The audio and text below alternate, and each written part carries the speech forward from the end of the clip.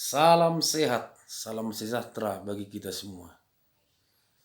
Pada kesempatan ini, Bapak akan menjelaskan kepada anak didik kami bagaimana prinsip kerja mesin yang digunakan untuk kendaraan otomotif. Pada minggu lalu kita sudah membahas bahwasannya mesin yang digunakan untuk kendaraan otomotif adalah mesin atau motor bakar. Baik, untuk menyingkat waktu, Bapak akan jelaskan secara rinci mengenai prinsip kerja motor bakar.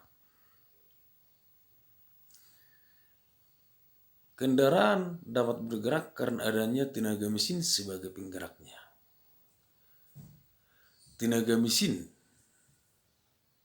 sebagai penggerak yang digunakan untuk kendaraan otomotif adalah motor bakar. Dalam istilah lain disebut dengan engine calor. Jadi jelas di sana bahwasannya mesin yang digunakan adalah engine, bukan mesin. Engine dalam artian di sini dapat menghasilkan tenaga.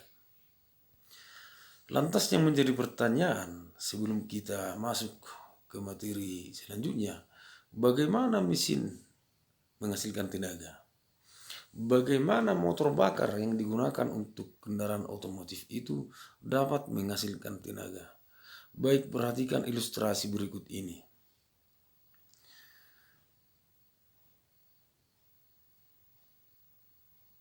Ketika bulan-bulan 12,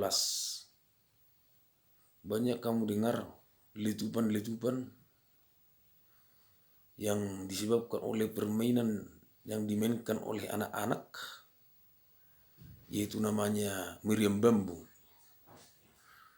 Prinsip meriam bambu hampir sama dengan prinsip yang digunakan pada motor bakar. Di sana terjadi proses pembakaran. Proses pembakaran itu menimbulkan suatu ledakan. Nah, bila kita tinjau apa-apa saja yang menjadi komponen meriam bambu, yang pertama kita lihat di sana adalah bambu yang ukurannya sekitar kurang lebih 2 meter. Kemudian ujung yang satu lagi harus tertutup, yang satu lagi harus terbuka. Kemudian dibuat lubang berdekatan dengan ujung yang tertutup. Bambu di sana sebagai media tempat pembakaran. Kemudian bahan bakar yang digunakan di sana adalah biasanya menggunakan minyak api, ya, minyak api. Kemudian komponen satu lagi ada api. Kemudian ada udara atau oksigen dari udara. Ketiga komponen itu harus menyatu supaya terjadi pembakaran. Ada bahan bakar, ada udara, kemudian ada api. Media tempatnya ada bambu. Ketika api kamu dekatkan ke lubang yang terdapat di bambu, maka di sana terjadi pembakaran. Akibat pembakaran timbul tekanan yang mendadak di dalam bambu. Tekanan itu akan bergerak, terdesak keluar. Tekanan itu akan memukul udara yang pada saat itu diam dan timbul suara ledakan. Kira-kira demikian juga yang bisa kita jumpai di kendaraan otomotif. Perhatikan gambar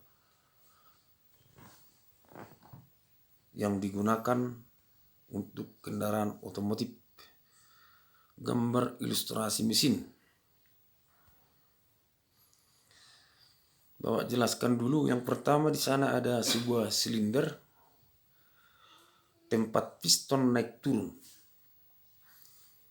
Ada sebuah piston yang bisa bergerak naik turun di dalam silinder. Kemudian piston ini dihubungkan dengan sebuah poros yang disebut dengan poros engkol. Poros ini berbentuk engkol. Sedangkan yang menghubungkan antara piston dengan poros engkol disebut dengan batang torak. Pada bagian atas silinder kita jumpai di sana sebuah busi. Busi ini nantinya untuk memercikkan bunga api listrik untuk kebutuhan pembakaran. Kemudian di dalam silinder, tepatnya di bagian atas piston, campuran bahan bakar dengan udara terbakar karena adanya percikan bunga api listrik dari busi. Akibat terjadinya pembakaran, maka timbul ledakan, timbul tekanan secara mendadak, mendesak piston turun dari atas ke bawah. Coba perhatikan tanda panah. Akibat ledakan itu mendesak piston turun ke bawah. Gerakan turunnya piston dirubah menjadi gerak putar oleh poros engkol. Karena adanya perkaitan antara piston dengan poros engkol dengan sebuah batang yang disebut dengan batang torak.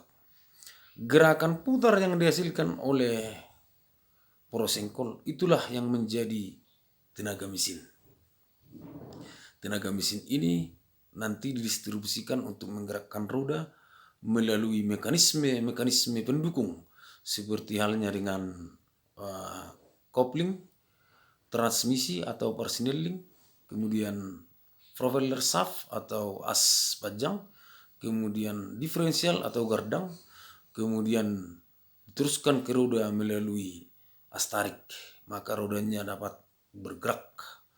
Dalam artian tenaga yang dihasilkan oleh motor bakar atau engine dipindahkan, didistribusikan ke roda sehingga roda dapat berputar untuk menggerakkan suatu kendaraan. Baik, kita lanjutkan. Gambar untuk engine bisa kita perhatikan di sana. Yang pertama bisa kamu lihat sebuah piston. Perhatikan gambarnya. Kemudian ada sebuah poros engkol. Kemudian yang menghubungkan piston dengan poros engkol ada sebuah batang yang disebut dengan batang torak.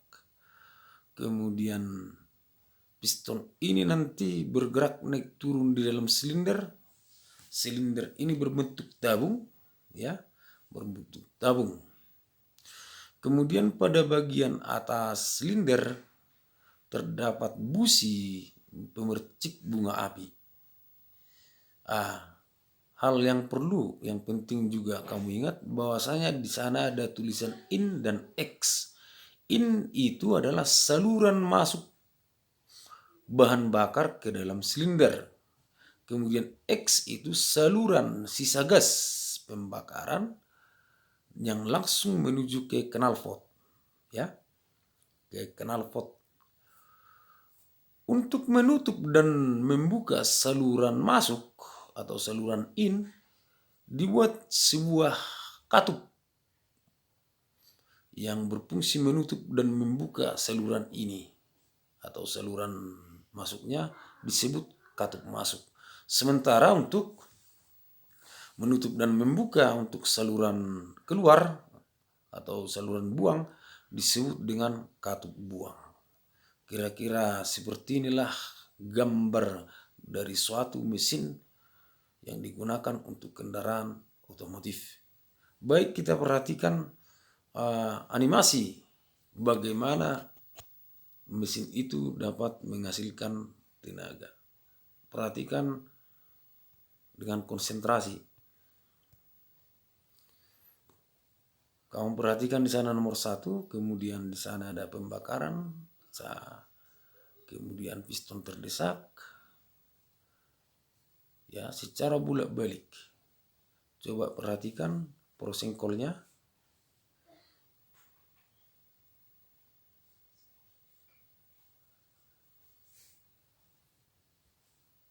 Demikianlah bagaimana piston menghasilkan tenaga melalui proses pembakaran di atas piston. gerakan piston kamu lihat dirubah menjadi gerak putar oleh prosengkol. Di sana ada pemasukan bahan bakar, pembakaran, kemudian pembuangan sisa gas pembakaran. Demikian yang bisa Bapak sampaikan untuk saat ini mengenai prinsip kerja mesin. Minggu depan akan kita bahas mengenai cara kerja sesuai langkah. Cara kerja sesuai langkah yang